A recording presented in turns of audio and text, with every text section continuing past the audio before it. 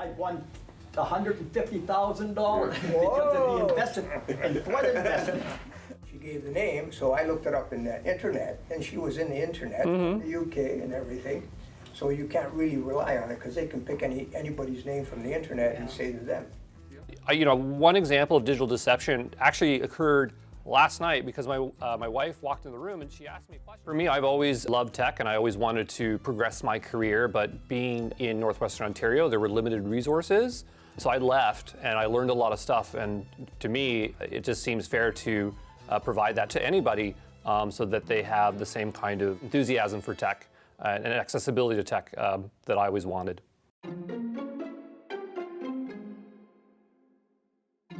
Hey everyone, I'm Andrew Brown. I run a technology center in Schreiber, Ontario. My primary business is teaching tech online for free, both cloud, AI, and all sorts of things. But like I'm in Gmail, and if I go here to the right-hand side, I can go and look at the where it comes, show original, and it will tell me, this is a lot more clear, this is easier to read. And so it says, today we're here at the Schreiber Senior Center, and we're going to be teaching folks about digital deception for seniors. So we're going to see if we can pull up some examples, field some questions, and just make people aware of what's out there and how they might be able to protect themselves. They can change their voice, or if they can't mask their accent through that, then they can just generate a voice. Let's say the voice doesn't sound as authentic, they just add noise in between, right? You've ever been on a bad call where there's been static or something? So they just add that additional layer, and then when you're dealing with someone with a senior, maybe they're hearing impaired. AI is an emerging technology and it's moving extremely quickly. And even though it's a very exciting technology, it can also be very concerning.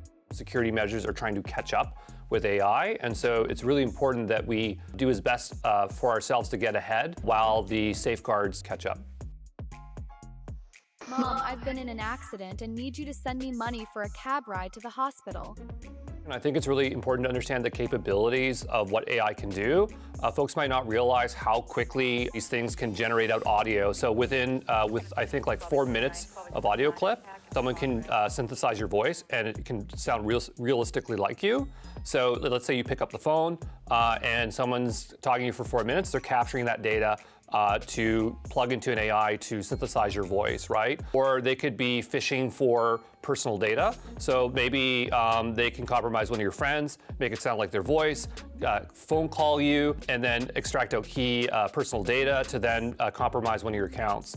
And right now we don't have the technologies to safeguard folks. And so we need to teach people to be hyper aware of what's coming into their inbox or into their socials and making sure that they're aware of where they can be compromised.